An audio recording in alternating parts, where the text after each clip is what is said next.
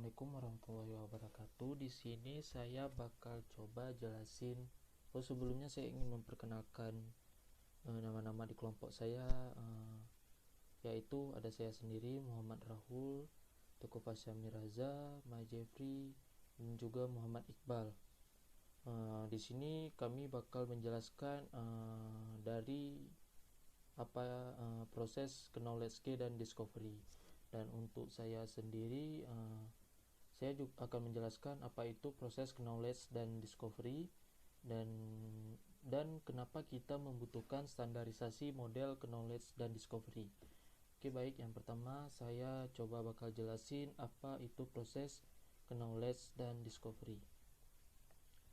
Oke, pada umumnya knowledge dan discovery itu adalah proses pengambilan pola pada data yang akan diproses melalui output tersebut berupa informasi. Dan pada data mining,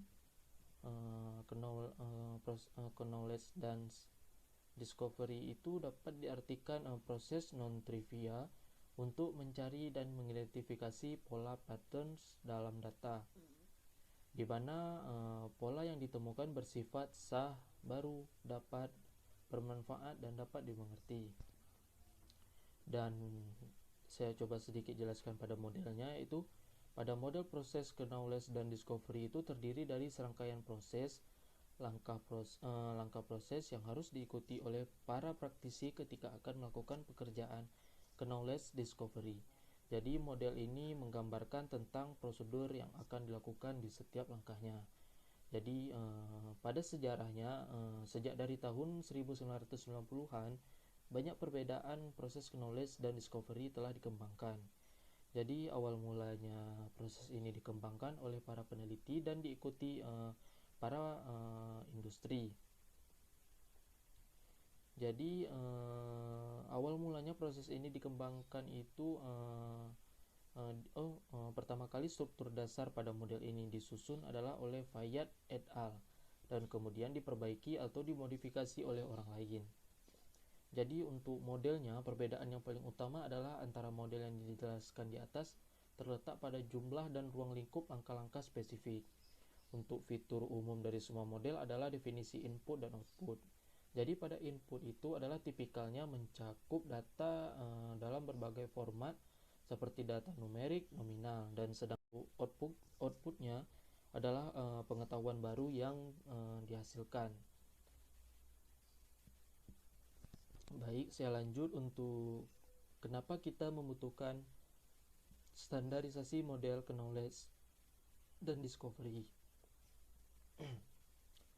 Jadi intinya kita sudah tahu, yaitu karena aksesibilitas dan juga banyaknya data saat ini yang membuat knowledge discovery dan data mining itu menjadi hal yang sangat penting saat ini, mengingat perkembangan teknologi juga yang begitu pesat. Tahun makin ke tahun, perkembangan teknologi itu akan selalu berkembang. Jadi tidak mengherankan bahwa berbagai macam metode sekarang tersedia bagi peneliti dan praktisi. Untuk pada model knowledge dan discovery ini tidak ada satu metode yang lebih unggul dari metode lain untuk semua kasus. Jadi pada proses knowledge ini dapat menganalisis kumpulan data besar-besaran untuk mengekstrak informasi dan pengetahuan yang digunakan. Di sini proses KDP yaitu knowledge dan discovery ini mencakup proses non-speli, yaitu lengkap untuk menemukan dan mengidentifikasi pola dana sejumlah data besar. Jadi di mana pola yang ditemukan itu bersifat sah, bermanfaat, dan dapat dipahami seperti yang saya jelaskan sebelumnya.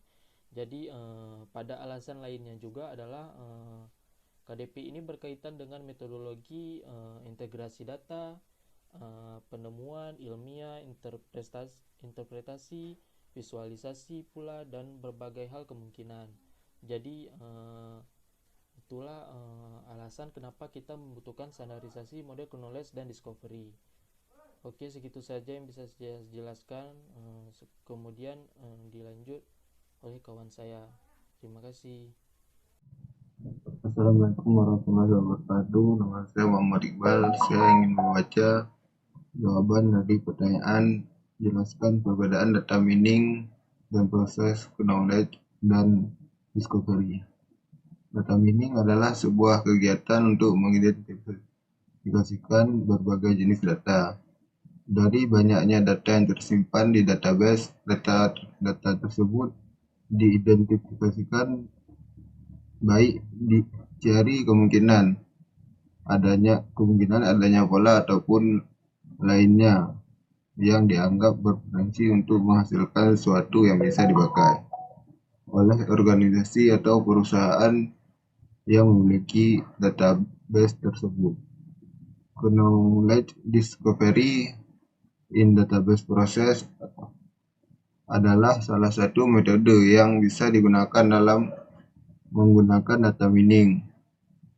KDD sebagai proses dari penggunaan metode data mining untuk mencari informasi berharga pola yang ada di dalam database yang melibatkan algoritma untuk mengidentifikasikan pola-pola pada data. Assalamualaikum warahmatullahi wabarakatuh.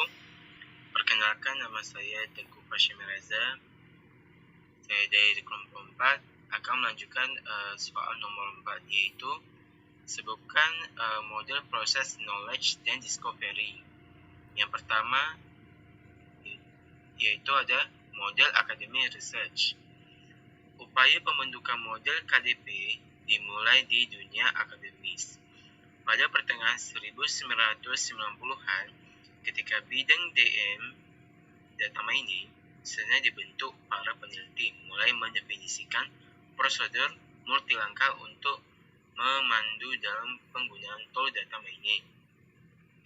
Pendekatan utama adalah untuk memberikan urutan kegiatan yang akan membantu untuk melaksanakan KDP dalam bidang tertentu. Terus, menurut Payet et al., model KDP dibagi ke dalam 9 langkah, yaitu A. Development and understanding the application domain, yaitu langkah yang mencakup mempelajari pengetahuan sebelumnya yang relevan dan tujuan pengguna akhir dari pengetahuan yang ditemukan. Lalu B. Creating a target dataset, yaitu data miner memilih subset variabel dan titik data yang akan digunakan untuk melakukan tugas penemuan.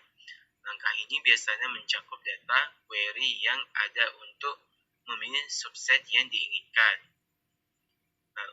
C. Data cleaning and pre-processing, yaitu terdiri dari menghilangkan outlier, menangani noise dan nilai yang hilang dalam data, dan menghitung informasi urutan waktu dan perubahan yang diketahui. D.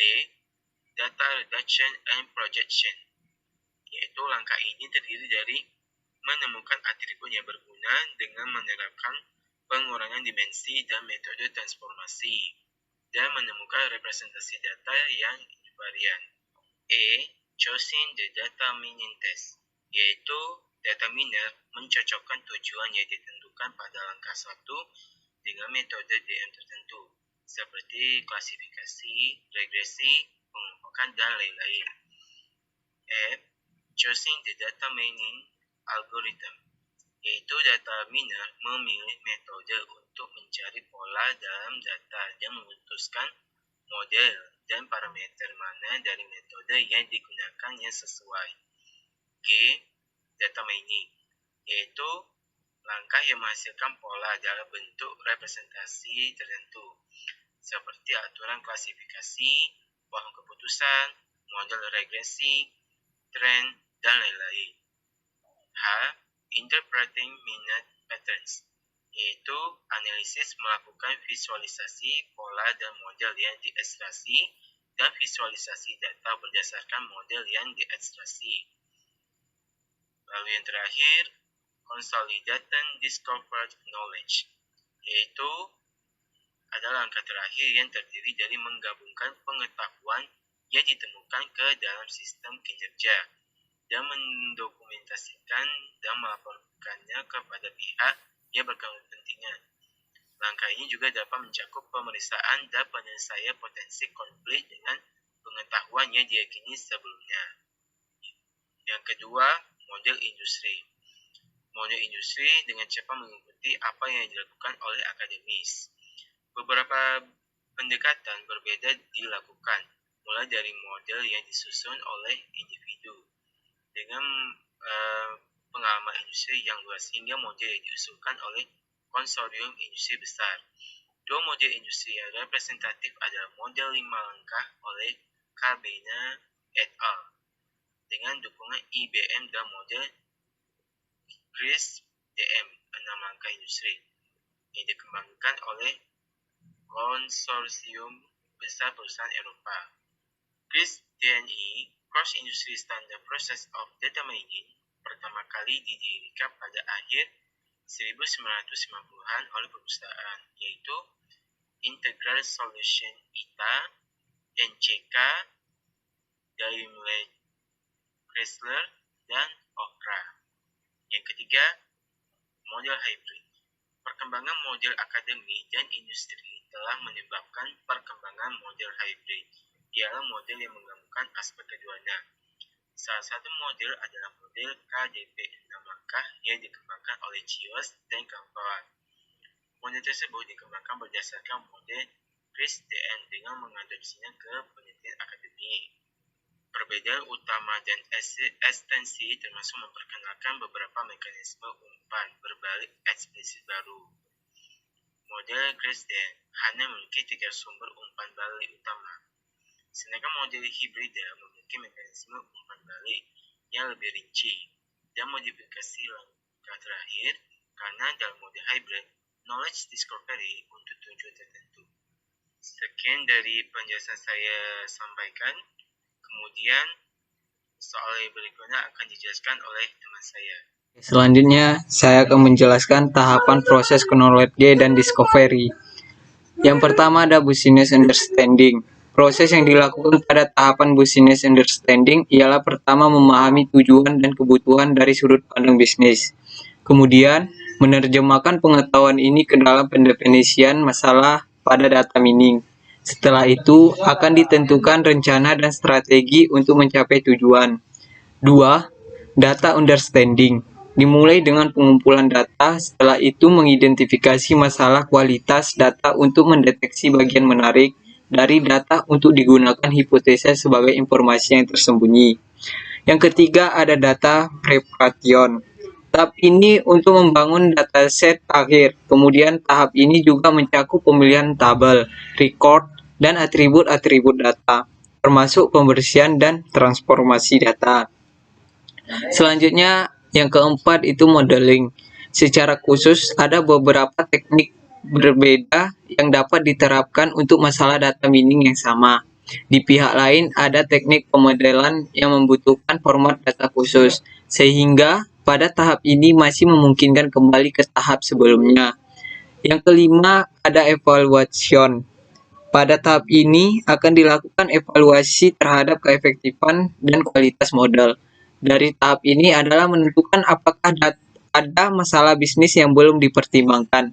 Di akhir dari tahap ini harus ditentukan penggunaan hasil proses data mining. Yang keenam ada deployment. Pada tahap ini, pengetahuan atau informasi yang telah diperoleh akan diatur dan dipresentasikan dalam bentuk khusus, sehingga dapat digunakan oleh pengguna. Tahap deployment dapat berupa pembuatan laporan sederhana atau mengimplementasikan proses data mining yang berulang dalam perusahaan. Sekian, cukup terima kasih dari presentasi kelompok kami. Kalau ada kesalahan, saya mohon maaf. Saya tutup dengan wabillahi taufiq wal hidayah. Wassalamualaikum warahmatullahi wabarakatuh.